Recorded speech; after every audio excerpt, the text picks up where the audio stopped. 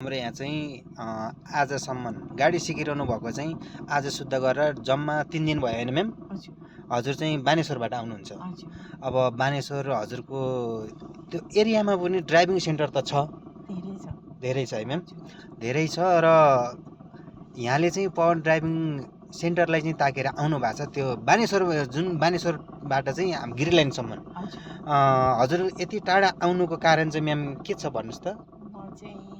Main कुरा चाहिँ हजुरको ड्राइभिङ अब मलाई मन पर्यो। हजुर हजुर टिकटकमा हेरेर हजुर। अनि त्यस पछाडि हजुरले डाइरेक्ट रोडमा लाने भएको भएर अनि कन्फिडेन्ट धेरै बढ्छ कि भनेर चाहिँ म डाइरेक्ट हजुरकोमा आएको।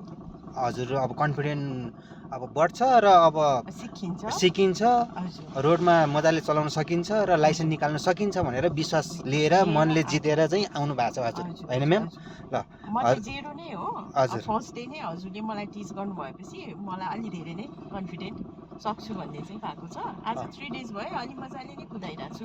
हजुर जहाँसम्म हाम्रो यहाँ म्यामले चाहिँ अब मनले जितेर विश्वास लिएर चाहिँ आउनु भएको छ सिक्नलाई। त्यति नै फुल विश्वास दिएर यहाँले चाहेको जति पुरै चाहिँ मैले गर्नेछ, ट्रेनिङ गराउनेछ र गर्नेछ र आज 3 दिनमा चाहिँ 1 गियर 2 गियर लगाएर चाहिँ हिँड्नु सक्ने भएको छ म्यामले। अझै पनि 3 दिनको अवधिमा चाहिँ राम्रो भइसकेको छ। अझै पनि योभन्दा पछिको दिनहरूमा अझै धेरै राम्रो हुनेछ हैन म्याम? ल क्लच थिचेर गियर लगाउनुहोस् त 1 गियर। लेफ्ट च्याप्नी अगाडि बस। ल अब बढाउने हजुरले बिस्तारै एक्सेलरेटर प्रेस थोरै क्लच छोड्ने थोरै। ठिक छ।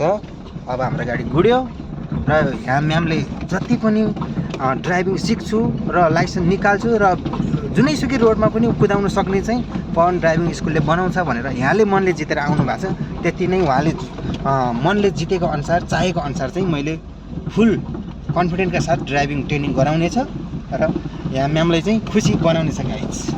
हेर्दै गर्नुहोला यो फर्स्ट भिडियो र नेक्स्ट भिडियोहरू आउनेछ, हेर्दै गर्नुहोला। धन्यवाद।